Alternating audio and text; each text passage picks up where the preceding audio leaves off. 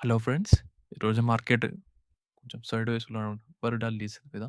Gap up flag gap down yellow అయిపోయిందైనా నేను selling plan చేస్తాను. మన రెసిస్టెన్స్ అబోవ్ ఓపెన్ అయితే ఏ ప్లాన్ లేదు. లైవ్‌లో డెసిషన్ తీసుకుంటాను. 24,740 అండ్ 24,830 రెసిస్టెంట్ గాను, 24,540 అండ్ 24,460 సపోర్ట్‌గా చూస్తున్నాను.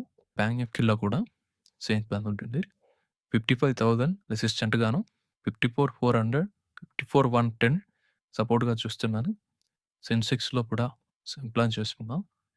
80,730 అండ్ 81,120 రెసిస్టెంట్ గాను, 80,160 అండ్ 79,940 సపోర్ట్‌గా చూస్తున్నాం.